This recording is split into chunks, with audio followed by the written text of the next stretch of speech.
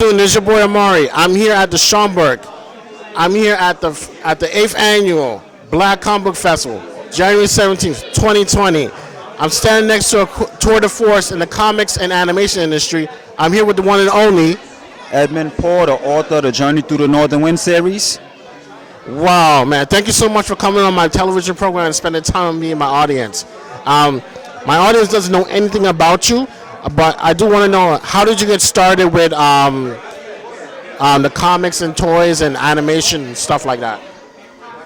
Soon as I had a big family, like when I got to my third or fourth kid, it was my kids' idea, and they wanted to become characters to image themselves and also read on themselves. And yeah, it was my kids that thought of this and came to reality. So your wife and kids are your source of inspiration for your work. That's good, though. That's a beautiful thing. Yes. Wow. So please tell us a little bit about Journey Through the Northern Wind, but don't give away too much. Just give us a crumb. Okay, well, Journey Through the Northern Wind is based on a family of fairy folk. They go out on a journey searching for their father. Nice, nice. And that's all he can say for now. I see you have some lovely prints here. Oh, I got an action figure. Oh, okay, yeah. The Hunter. This is my character, the Hunter. So basically, like you see the detail with the dreads to the beard to the real clothing, the jacket, the weapons, and we put a lot of work into these toys, and hopefully it'll be in a toy shelf in all stores. Cool, cool, man. So how long you been drawing and creating and planning? Since 2014. Nice, nice, nice. And you got to remember, this is a family-owned business. This is not a corporate business you're dealing with. It's a family-owned business. So it's between husband, wife, and children. Absolutely, and teamwork does make the dream work. And I would like to thank God, because if it wasn't for Him bringing us together with this nice family that I have, this wouldn't be happening. And truly, that's a real blessing right there, to have a good family. So in the future, will we see you at any of the conventions this year coming up? My next event is PalCon. That's next weekend in Brooklyn, at the Brooklyn Expo. I'm definitely going to be there for PalCon, because that's when I take my vacation. That's awesome. Oh, yeah. That's very awesome. Okay. I see you got a nice hardcover book right here. It's very beautiful, man. This hardcover book is actually the second book to the Journey Through the Northern Wind series children book series. And this particular book right here is based on Nadia and Anaya. They go out on a journey searching for their sisters. Oh, cool, man. All right. That's all he can tell us. And I want to say, Edmund, thank you so much for spending time with my audience. Where can people follow you online via social media? You could check us out on Instagram, Northern Wind 95. Check us out on YouTube, Northern Wind Comics. Check out our YouTube, subscribe, Northern Wind Comics. There's a lot of free literature up there. Has everything to do with writing and art. And check out our free animation. Why not? Animation is dope. Check it out. What about Facebook? Well, Facebook is Northern Wind. Twitter, Northern Wind 95. Tubler, Northern Wind 95. And our actual website is www.northernwindcomics.com. That's amazing, man. You heard what the man said. Follow, like, subscribe, and most importantly, buy. Don't bootleg. Don't go to the corner printer shop and make bootleg copies. None of that here. Support the artists and support the writers. Well, Edmund, thank you so much. Thank you so much for your time. Thank you so much for educating the people out there. It's a blessing to be in your presence. I hope to see you again at PalCon. So we can do a part 2 to this interview. I'll see you guys later. How you guys doing? This is your boy Amari. I'm here at the Black Comic Book Festival at the Schaumburg. I'm sitting next to the one and only Daggerstar. How you doing, Daggerstar? I'm good. How about yourself? Wonderful. So what you been up to these days? What's going on with you? I'm mostly doing comics. I have an indie comic that I'm doing with a writer, Kevin Williams. It's called PS43, and then I work on my own comic, Sandia. It's on Webtoon. You can get the link through my Instagram, Daggerstar Fighter. Okay. So are we going to see you at Wizard World PhillyCon? Probably not. I see, I see, I see. So, what are you promoting here today? Today I just have prints. I'm mostly just showing people the Sandia print because I was supposed to have books. I don't have books, so I'm just redirecting them to my Webtoon comic site. Do you have any work of that the comics that you're working on directly for yourself? The comics I'm working on for myself, that's Sandia. That's pretty much my biggest comic right now that I'm working on right now for me.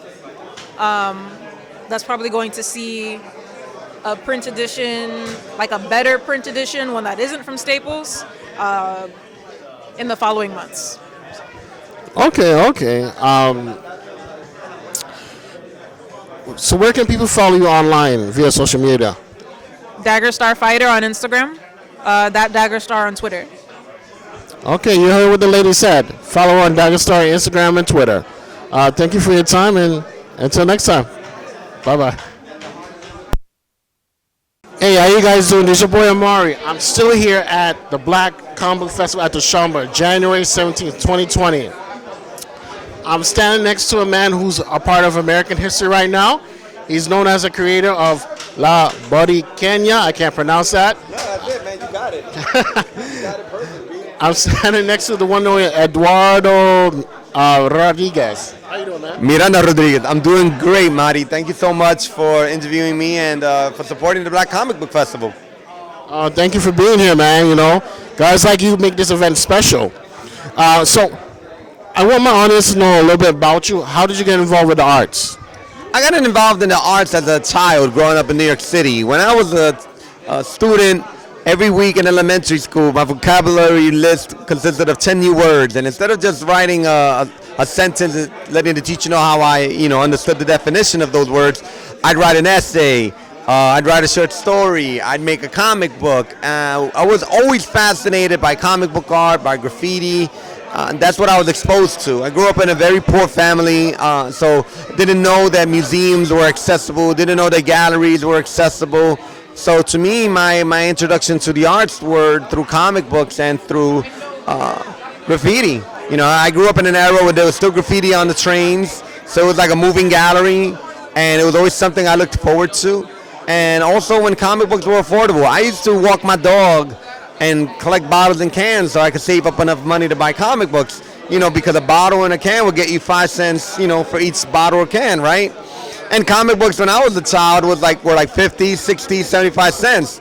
But you know, it's like 30-something years later, you still only get a nickel for that bottle or can. And comic books cost like $5, $7, $10. That's a lot of bottles and cans. Yes, it is. Yes, it is. So, how did you come up with the idea of your number one superhero, La Borinqueña? I came up with La Borinqueña because I wanted to create a comic book that really talked about what was happening in Puerto Rico. Puerto Rico for 22 years now has been a colony of the United States, has been a nation of U.S. citizens that have been invisible to the United States. You know, it's an island of second-class citizens, and administration after administration, whether it's Democratic or Republican, has never truly addressed the status of Puerto Rico, has never truly addressed what decolonizing the island is and what it should be. And so we live in a time where we are more and more articulate and excited about comic book culture and superhero culture than any other time, because it's not just in comic books, it's on the screen, it's in video games, it's on our apparel. And I thought to myself, if I want to talk about Puerto Rico, then let me create a superhero in a classic storytelling way with amazing artists through my own studio and get this message out there through this character. And that's what I've been doing over the last 3.5 years now. My work has been celebrated across the United States and parts of Europe and Latin America. I had a best-selling book on Amazon.com for about 4 months straight that led to us having not only our first crossover with the DC Comics universe, but helped us raise close to $200,000, which really kick-started our philanthropic work. And over the last 2 years, we've awarded $140,000 in grants to grassroots organizations across the island of Puerto Rico. So not only have I created a comic book that helps me educate people and engage them in a conversation about Puerto Rico, but I'm actually giving back.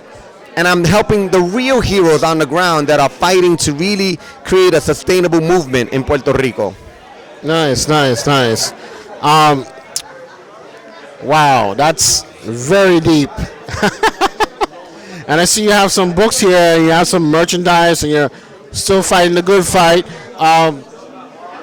So, once, I mean, is there going to come a day when La Boricua is no longer going to be needed, or is she going to be do other things?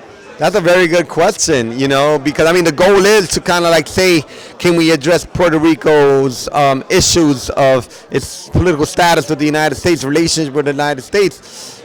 I don't think she's ever going to leave because she's filled a void that's been missing for generations. You know, when you look at the crossover we did with the DC Universe, these are characters that have been around for 80 years.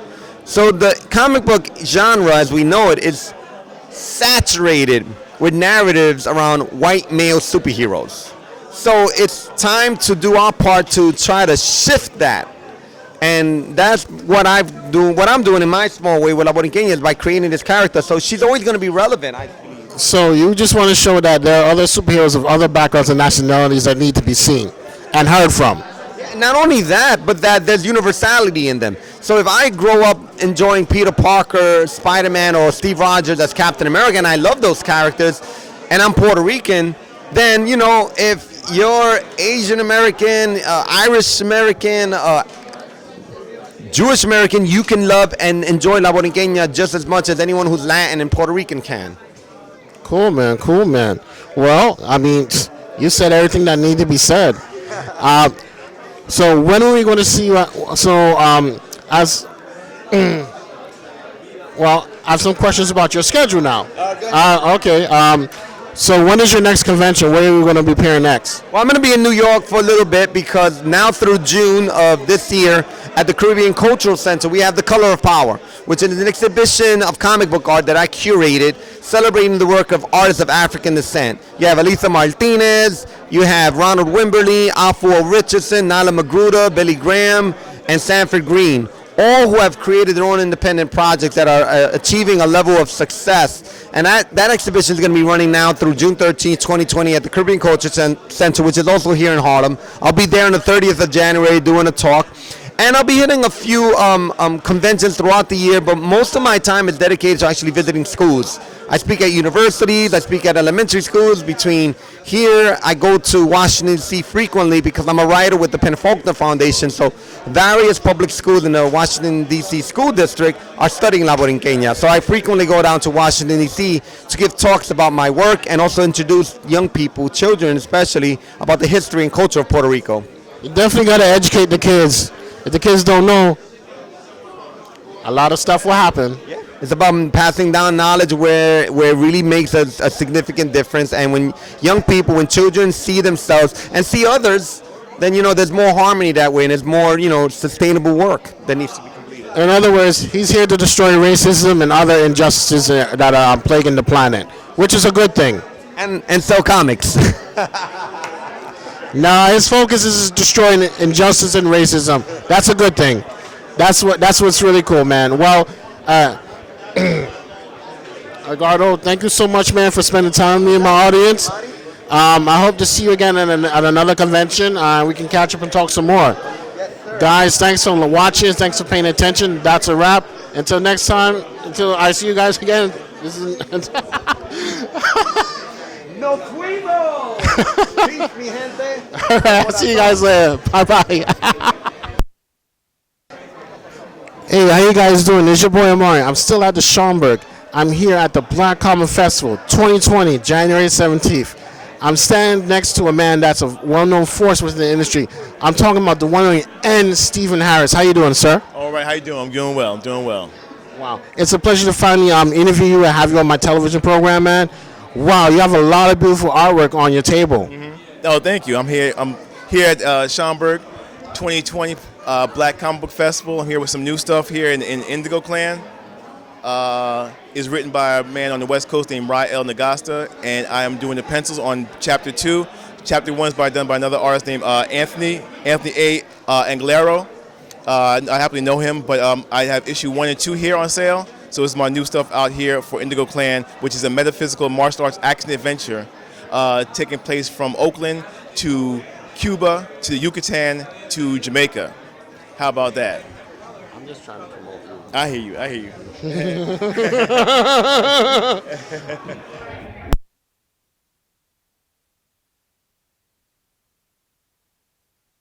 All right. Stephen, that's a very beautiful book you're working on. So, my audience, they don't know anything about you, and I want them to learn as much as they can about you. Right. How did you get involved with the arts and industry and comics? Wow, I mean, I've been drawing for just about my entire life. I've been doing big battle scenes. What changed my life was Star Wars and animation. I was doing space battle scenes for up till junior high school, and then I wanted to tell a story with my work.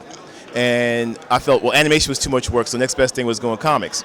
So I figured I need to learn to draw the human figures. Up to that point, I was only drawing spaceships. So I started collecting comics a little more heavier, started learning the figure from other artists in the industry, like Garcia Lopez, John Ritter Jr., Barry Wintersmith, and other artists in the industry that I read growing up in the 80s. Then I went to School of Visual Arts. I met a teacher outside of School of Visual Arts named Michael Davis at a community center called the Children's Art Carnival. And he was giving classes on comics. And from there I met Dennis Cowan, and I became Dennis Cowan's assistant for a couple of years. And that led me into the business of comics, getting my work shown. I got to the practice of doing samples for myself, mailing them out to editors at different companies other than Marvel and DC, as well as Marvel and DC, and going to conventions, getting my work critiqued by editors, other artists, so I can get better, and having other points of view other than just my teachers. So, and my peers would look at my stuff and critique me, peers when I was in school, upperclassmen. So I always got people looking at my stuff, telling me what I can do better. So I took the bruises and the beatings of critiques, no matter how much it hurt, no matter how much it hurt my feelings, no matter how much my ego may have gotten in wanted to challenge them, but I didn't know better, so I had to learn. I don't see any bruises on your face. Well, they healed up over time. No cuts either. It's been a while, so they heal up, and I got stronger from it. So, in that time period, I was more in the direction of doing work for the big two or comic book companies or work for hire. Now I do a little bit of both. I do work for hire and I do my own books here. And one of them is Jala, which I have. Yeah, Jala. Wow. Let me guess. She's a superhero from Harlem. She's not a superhero, but she's a hero. She has no super abilities, but she is a young teen who finds out her parents once part of a secret organization. She wants to join. So as we follow her training, we learn more about her family, and the organization, which was founded by her great-grandfather in the 1920s, 1930s, and it's called the CSC. We also find about a rival group called the Crow, which is there to destabilize and exploit the community. So we deal with issues of current-day events, history and culture. Some of the current-day events we deal with are bullying, a little bit of gentrification, and a lot of action and adventure. Nice, nice. Do you have any plans to turn it into a live-action property? Well, we'll see what happens. We'll see what happens with that. That can happen in the future. We don't know.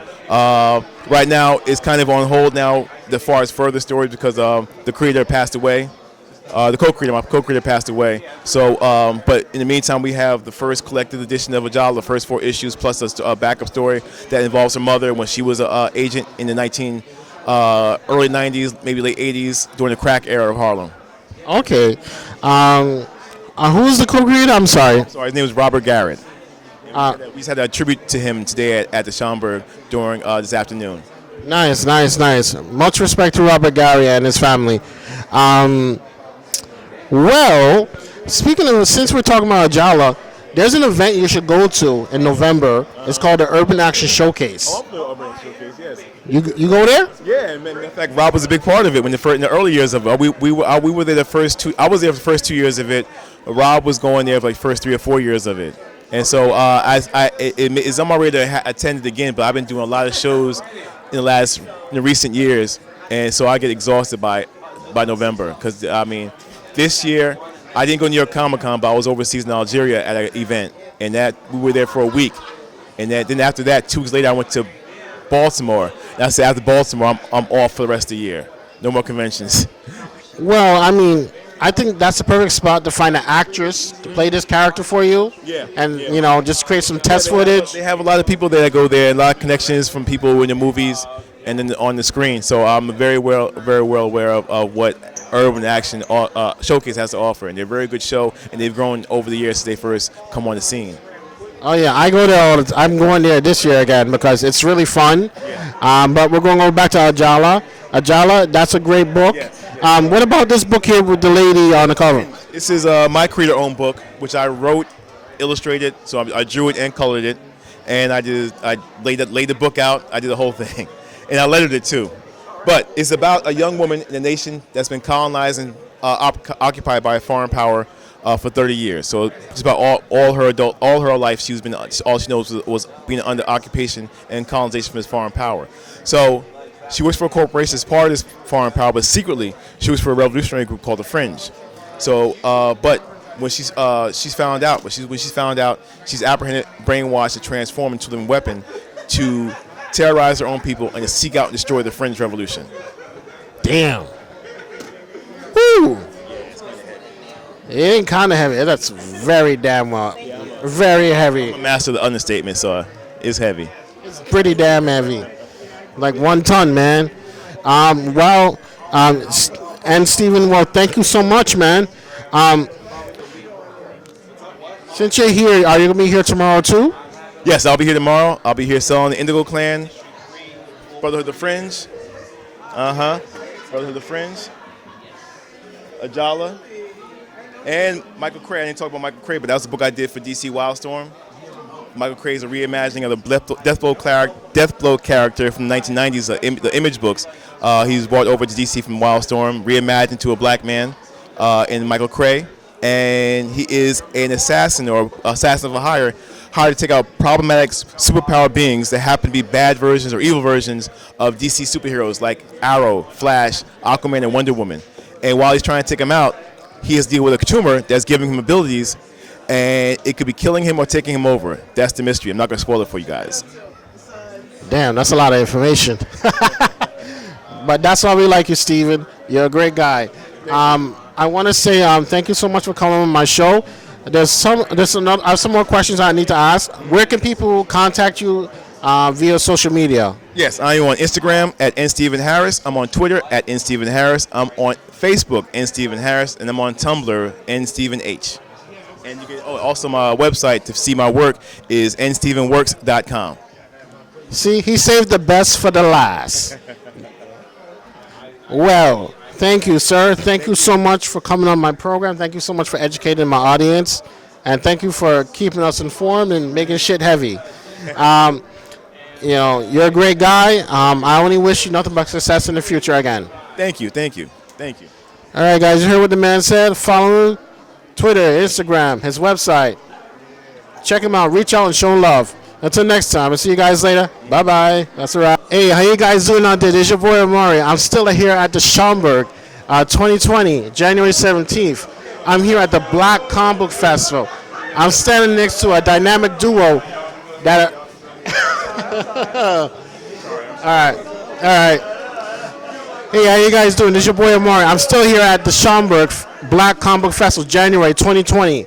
I'm here with a dynamic duo that has been working in comics for a long time. I'm here with the duo of Quincy Scott Jones. Ronald Nelson. a.k.a. Black Nerd. How you guys doing this evening? We're doing well. Thanks for coming out. Thank you for being here. Thank you. Thank you for being here. All right. Happy to be here, brother. All right. So, how did you guys get started with your own comic book? Well, it was an idea that came up on the third date with my now wife. Nice. Yes, so it was her comic Mac on me, and it worked because I married her. And it was an idea that I kind of started with and rolled with it and wrote and practiced with. And then about 5 years or so, I'm going to hit the Schoenberg. I see this artist across the room who is doing some really kind of cool stuff. And I go, all right, I'm going to introduce myself. I say, hi, my name is Quincy Scott Jones. I'm working on this project. When we're interested, I mention it. Ron perks right up. So this sounds cool. And so now for 5 years, back and forth, been working on this project and kind of bring it to life. Yeah, so again, Quincy, after the show, said, hey, I'm working on a concept called Black Nerd. He showed me a sketch of a previous artist. I said, I can do something with that. and we had very busy schedules, so we kept in contact off and on. And then when the time was right and our schedules synced up, we were able to make this happen. Well, he did get married, so he's going to be very busy, Very busy. Yeah. extremely busy. Where are you going, Quentin? To the corner store. Bring back something. It's a marriage. I love my wife. Put that on record. Yeah. Good for you. So I see you got a little sci-fi thing going on here. Can you tell us just a little bit about the story? So, Black Nerd is a 15-year-old college prodigy, super genius. One day across the room, he sees Diamond Powers. Beautiful, intelligent, activist. Pays no attention to him. His other friend says, I know what you do. You're smart. Build a super suit. Become a superhero named Hard Chrome. That'll get her attention. So he builds a super suit, saves people, stops crime, actually does get her attention, and they kind of connect. But they connect as Hard Chrome and Diamond Powers, not as Black Nerd and Diamond Powers. Damn. Whew. That's like almost reaching home base. That's hard. That's a hard situation. So how long does it take usually you guys to flesh out a script and the pencils and the inks? Well, the script is the easy part. It's about... So the pencil is the hard part. Well, I mean, it obviously depends on the content. If you're working on pencil pages, that's about maybe a day or two worth of work. If you're inking it, it's almost as long. The misconception is inking is faster than penciling, but not always. So we're looking at, for a page, a couple of days plus if you're inking it, which translates to, for a book, a few hundred hours. Wow. Over a few weeks. Of course. Is this the only project you guys are working on right now, or you have other things going on as well? Well, this is a major comic project that I'm working on right now. I'm also a poet, so I'm writing poetry right now. And we know it. And I know it, yeah. So this is the main comic project I'm working on right now, and we should be dropping it in spring, our first full issue. By February, we'll have we're doing a parallel story online for free, 1 page per week. Sweet. So that means you got a lot of penciling to do. Yes, I do. It's okay. I've been doing it a long time. So, if somebody wants to purchase the book via online, what's the best way to contact you guys? So the official release will be in the spring, more so March, and then the comic strip will be in February. So that information is forthcoming. For those who are interested, we have a working site, BlackNerd/ or BlackNerd-thecomic.com. But the work is forthcoming. You can follow Black Nerd on Twitter at BlackNerd07 or Instagram at BlackNerd07. Okay. So what's the best way for them to reach you directly? Say if they want you to work on some a private project. Well, I can be found on a Wix site, Wix site, Ronald Nelson Art or Ron Nelson Art at Wix.com. Or you can reach out to me on Instagram at Ronald Robert Nelson at Instagram. You can just Google me, Quincy Scott Jones. If you Google Quincy Jones, you get somebody else. That's the only thing. So, yeah. You guys made it very specific, very clear. I wish you guys nothing but success in the future with your property, with your baby. And that's a wrap, guys. Until next time. We're out of here. Bye.